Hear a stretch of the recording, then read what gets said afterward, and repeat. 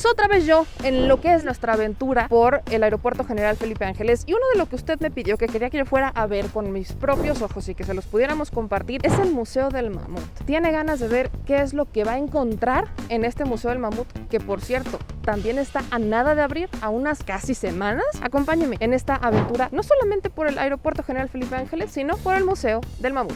Vamos.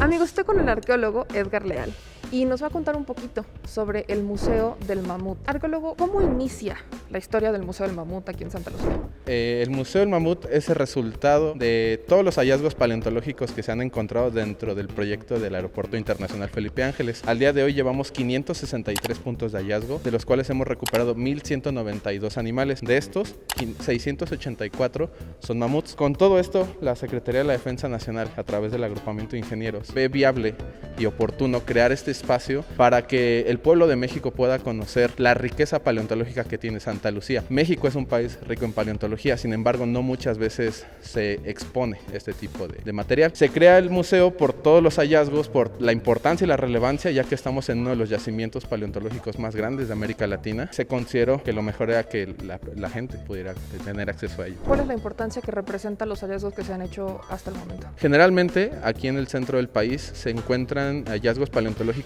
pero aislados. Sin embargo, aquí el número y la variedad de especies, porque no solo es mamut, marca mucho de cómo era el ecosistema de la Cuenca de México hace entre 35,000 y 10,000 años, en lo que fue la edad de hielo. ¿Por qué ponerle a este museo Quinametzin? ¿Qué significa? Quinametzin viene del Códice Florentino, que significa gigante en náhuatl. Esto porque muchos de los huesos de los mamuts son muy similares a los de nosotros. Sin embargo, la gente de la época prehispánica, al nunca haber conocido a los mamuts, asumía que estos huesos eran de gigantes que habían existido anteriormente a ellos. Es por eso que se le da el nombre de Quinametzin. El mamut que está a la entrada del museo, ¿cuál es la importancia? ¿Él es el primero que se encontró? Sí, esta es una escultura elaborada por Sergio de la Rosa. Es un paleoartista que lleva más de una década investigando a todos estos animales, al grado de ponerles piel, ojos, pelo, entre otras cualidades. Y esa especie es el mamut columbi. Dista mucho de lo que nosotros conocemos como mamut que vemos en películas y en documentales, pero esa es otra especie que habitó hacia el norte del continente. Esta es justo la especie que habitó aquí en Santa Lucía. Cabe mencionar que de todos los mamuts, este fue el más grande, ya que llegaban a los 4 metros de altura y pesaban entre 8 y 10 toneladas. Ahora, el mural que tenemos aquí atrás de nosotros representa un poco digamos que el ecosistema que estaba en Santa Lucía. Justo este mural que realizó Aslam Narváez, otro paleoartista, toma como referencia toda la información que hemos rescatado de los hallazgos paleontológicos hasta el momento. Aslam ha estado en contacto con nosotros siempre para ver qué nuevas especies hay, qué es lo que parece que había aquí, incluso la flora se recrea. Aquí están todas las especies, desde los pececitos, las tortugas, las aves, porque hemos encontrado cascarones de aves, hasta las especies de megafauna como el mamut. La investigación continúa, aunque ya el aeropuerto está por terminar de construirse, ¿todavía están investigando?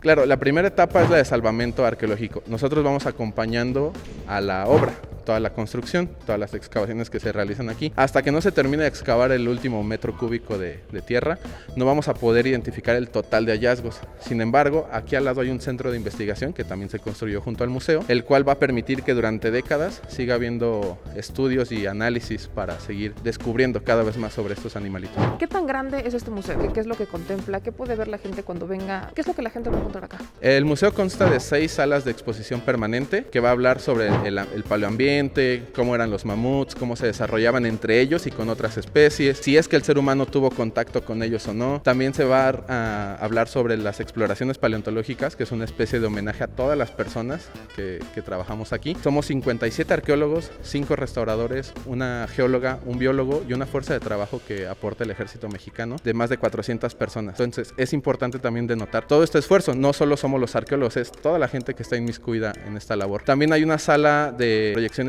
digitales, cuarto de realidad aumentada, cuarto interactivo, proyecciones 4K, una sala de exposición temporal. La primera exposición hablará sobre los hallazgos arqueológicos, porque muchos habla de los mamuts, pero poco de todo el material arqueológico que había en la región, la ocupación prehispánica. Y por último, un jardín temático en el cual habrá más esculturas de Sergio de la Rosa para que veamos cómo eran estos animales prácticamente en vida. Pues vamos a empezar con el recorrido a ver con qué nos encontramos.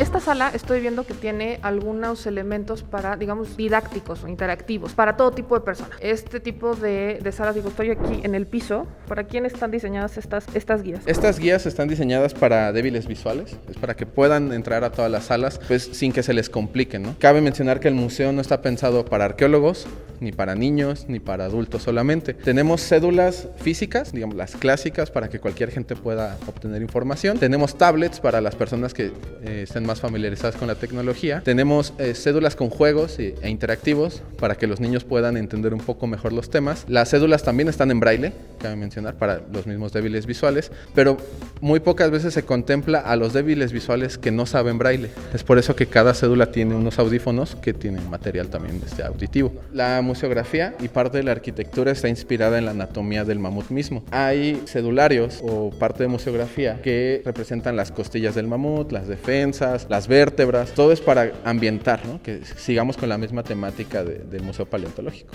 Bueno, yo te voy a hacer pregunta de novata. La extinción de los mamuts, ¿fue por una explosión de un volcán o aplicó la de los dinosaurios como por un meteorito? O sea, ya, yo sé que soy novata, pero tú eres el experto. Explícame un poquito qué pasó. La extinción de todos estos animales o de todas estas especies se debió a diversos factores. La que más se asume es el final de la edad de hielo, del Pleistoceno, y el comienzo del Holoceno. Es una cadena en la cual el planeta se calienta 5 o 6 grados más, por ende la vegetación cambia. Al cambiar la vegetación, no todas las especies de herbívoros se adaptan a este nuevo alimento y se van extinguiendo poco a poco, y al no haber herbívoros, los carnívoros ya no tienen que cazar. Es una cadenita que el principal factor fue el cambio climático. Entonces, por ejemplo, podemos quizás hoy decir que el cambio climático, ¿cuál es el factor del ser humano? ¿El ser humano lo ha empeorado o al final del día es como algo que va a pasar? A nuestros días estamos en un periodo en el cual el planeta se va calentando poco a poco, pero el ser humano ha influido muchísimo en ello con la industrialización, la emisión de CO2, el hoyo en la capa de ozono, todos estos temas, el deshielo de los polos. Entonces, sí es normal que el planeta se caliente poco a poco, pero nosotros hemos ayudado un montón a que sea un ritmo acelerado, desmedido, y que va a traer consecuencias en un futuro, sin duda. Atrás de nosotros hay restos de un mamut. ¿Estos son los originales? ¿Se encontraron aquí? Sí, este es un esqueleto de mamut que recuperamos aquí en Santa Lucía, en la zona de hangares de la base aérea militar número 1. Es uno de los individuos más completos que tenemos. Le hacen falta solo 9 piezas, las cuales se hicieron con unas réplicas o reproducciones de polímeros, espumas y resinas. Y hay partes que sí las encontramos, pero por la estabilidad y por el estado de conservación tan crítico que tenía, no eran aptas para colocarse en la estructura. Tal es el caso del cráneo y las escápulas. Sin embargo, se hizo un buen trabajo de restauración. Dentro del proyecto tenemos un área de restauración que coordina el arqueólogo Alejandro López Jiménez, con la ayuda de 2 restauradores y alrededor de 20 ayudantes. Ellos les tomó alrededor de 8 meses restaurar este mamut, y aunque actualmente solo hay un esqueleto armado, se planea que haya con el tiempo cada vez más. Para ello se construyó también un centro de investigación aquí al lado del museo, el cual tiene un taller de restauración, y con el tiempo se aportará cada vez más material para que el museo se vaya renovando poco a poco. Ahora, las piezas que faltan, ¿en dónde están? O sea, las que por su estado no se pudieron colocar, las originales, ¿en dónde las están resguardando? Dentro del centro de investigación tenemos un área de almacenamiento que es de 1.800 metros cuadrados. Ahí está reunida toda la colección, la cual ronda en los 54.000 restos óseos. Entonces ahí están todas esas piezas que poco a poco se están restaurando. Ahora, aquí también en esta sala está otra representación de un mamut y su cría. ¿Cuál es la historia que podemos encontrar? ¿También se encontraron aquí? Esas esculturas también son realizadas por Sergio de la Rosa, pero no distan mucho de lo que hemos tenido en las excavaciones. Ha habido casos en la cual recuperamos un esqueleto de una hembra adulta y abajo viene el de una cría. Hay que empezar a usar la imaginación, empezar a pensar por qué estaban ahí. Yo veo 2 escenarios principales. Tal vez la madre se atascó, o la madre estaba enferma o lesionada, y la cría se quedó para alimentarse de ella lo más que pudo y perecieron los 2. O la cría venía enferma o débil y la mamá acompañando a su hijo. Los 2 se atascaron y perecieron ahí en el lago. Y también en esta sala veo que hay algunos restos como de las mandíbulas. Es interesante porque son 3 los que están, y me decías que es uno de, digamos que por cada edad, y que es interesante cómo mudaban de dientes los mamuts. Aquí atrás tenemos una mandíbula de una cría, de un adolescente o adulto joven y un adulto en plenitud. Cabe mencionar que ellos solo tenían 6 piezas dentales, 2 molares abajo en la mandíbula, 2 molares en el maxilar superior y las defensas, que comúnmente les dicen colmillos, pero son incisivos laterales que crecieron fuera del hocico. Ellos tenían 6 juegos de molares en toda su vida y los iban mudando poco a poco. De los 60, 80 años que ellos vivían, la última muda era a los 20 o 30. Y esta última muda era la más importante porque si se desgastaba considerablemente, les impedía comer con facilidad y podían o desnutrirse o morir de inanición. Nosotros mudamos de manera vertical, se nos caen los dientes así. A ellos no, ellos mudaron de manera horizontal. Entonces imagínate la sensación de que se va abriendo la mandíbula para que vaya empujando el molar de atrás al viejo y lo bote. Era un proceso bastante doloroso seguramente, lo cual nos lleva a inferir que ser mamut no era tan fácil como uno pensaría. La vida del mamut era difícil. Creo que es la conclusión, al menos hasta este punto del recorrido. ¿Cuáles eran los principales depredadores, no? Porque digo, un mamut es muy grandote, muy grande, y uno pensaría, bueno, ¿qué le pueden hacer a semejante animalón? Aquí principalmente había tigre de dientes de sable, que era uno de los principales depredadores, lobo terrible, que es un lobo también que ya se extinguió, oso de cara chata, e incluso el mismo ser humano, que aunque en Santa Lucía no hemos encontrado la prueba fehaciente de esta interacción, en Tultepec, que está a 11 kilómetros de aquí, sí hay evidencia de lo que parecen ser trampas de mamut, que las hizo el ser humano para poder aprovechar a estos animales. ¿Qué otras especies? Me decías que también aquí, digo, vemos estos murales que existen alrededor de todas estas salas, que tienen la intención de representar un poco qué es lo que se veía. Entonces, ¿qué animales están un poquito aquí representados? Está el bisonte americano, el león americano, que también había leones aquí, gliptodontes, que es una especie de armadillo, berrendos, venados, guanacos, tenemos también camello americano, el camello es originario de América, el caballo también es originario de América y también lo tenemos aquí registrado. ¿Existen, o sea, han recuperado restos de estos animales? De hecho, la segunda especie que más hay en Santa Lucía es el camello y más adelante vamos a hablar de por qué hay camellos en esta región. El caballo también es la tercera especie que más hemos encontrado, el perezoso terrestre también ya tenemos varios, entre otros animales. Pues a darle, yo quiero ver a los camellos. Yo no sabía que había camellos aquí. Vamos a ver a los camellos ahora. Vamos. La tercera sala habla sobre la biodiversidad en Santa Lucía. Aquí había animales tales como el camello americano, caballo americano, tigre de dientes de sable, perezosos terrestres, y aquí se exhibe un poco de esto. En la primer vitrina que tenemos aquí hay un cráneo de caballo americano. De los 1192 animales, la segunda especie que más se registra es el camello, lo cual nos podría hacer un poco de ruido. Sin embargo, el camello es originario de Sudamérica y poco a poco fue migrando hacia el norte del continente. El caballo, por ejemplo, es originario de México. Tan mexicano es que su nombre científico es Equus mexicanus. También tenemos un cráneo de dientes de sable en la segunda vitrina, en la cual al lado tenemos un colmillo que recuperamos aquí en Santa Lucía, un colmillo de dientes de sable. Y por último, en la tercera vitrina tenemos una garra de perezoso terrestre, una falange de perezoso terrestre. También en la región, aquí en Santa Lucía, nunca se habían encontrado perezosos terrestres y nosotros ya tenemos 14. Ese es otro de los aportes del proyecto, que no solo estamos sacando los mismos animales de siempre, sino hay nuevos aportes en cuanto a la diversidad que había aquí.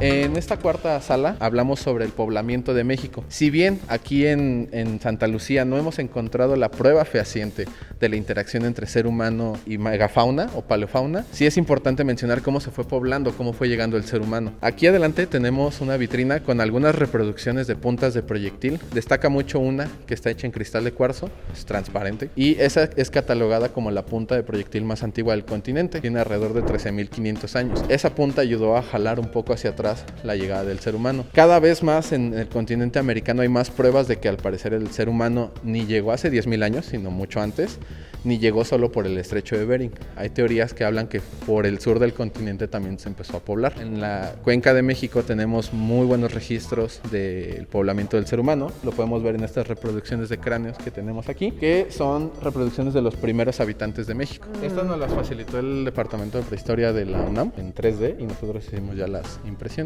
Hay dos áreas en especial que nos van a ayudar a adentrarnos un poco en la vida en Santa Lucía. Pues vamos a ver por acá qué hay. Nos encontramos en el jardín temático. Están algunas esculturas de Sergio de la Rosa. Y aquí vamos a hablar de cómo se debe haber visto un día en Santa Lucía. Va a estar ambientado con luz y sonido, que vamos a ir desde un amanecer hasta el mediodía a el atardecer. También hay bocinas que reproducirán los sonidos que seguramente emitían algunos de estos animales. Dentro de las esculturas destaca el camello americano, el bisonte, el león americano, perezosos, tenemos dientes de sable, mastodontes, gonfoterios, entre algunas otras esculturas.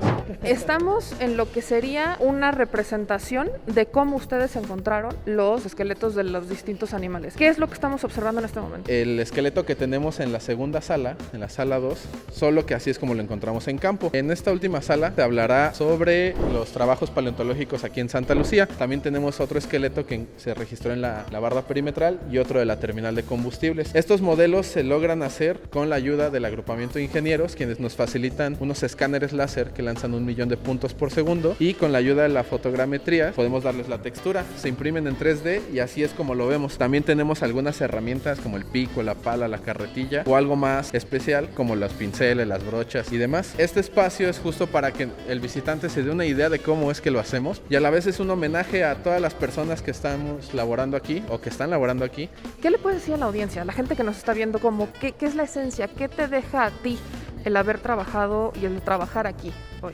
Sin duda es un orgullo y un honor trabajar en uno de los proyectos más grandes en la historia de la arqueología y paleontología mexicana, en una de las obras más importantes del país, como es el AIFA. Parte de los objetivos de este museo, que a mí me gustaría que se llevara a la gente, es la importancia de lo que tenemos, del patrimonio, porque lo vemos mucho volvemos en películas, en documentales, pero ya tenerlo aquí, que el visitante venga y lo tenga de primera mano, va a ayudar a crear conciencia de la importancia de este patrimonio paleontológico, y que si en algún momento se encuentra, ¿no?, por X o Y, porque volvemos, México es riquísimo en paleontología, pues sepamos cuál es su relevancia, su importancia y por qué hay que cuidarlo, ¿no? También en esta sala se va a hablar de eso. Entonces lo único que resta es invitarlos. Estamos próximos a la inauguración. No se van a decepcionar del museo. Es un museo que está increíblemente hecho y está pensado para todos. Todos se van a llevar un pedacito de Santa Lucía después de visitar este museo. Pues yo te quiero agradecer mucho que nos ayudaras con este recorrido, explicarle un poquito a la gente qué es lo que van a encontrar aquí, y espero que los hayamos dejado un poquito picados para que todo lo que falte por ver, porque hay muchas cosas que faltan por ver,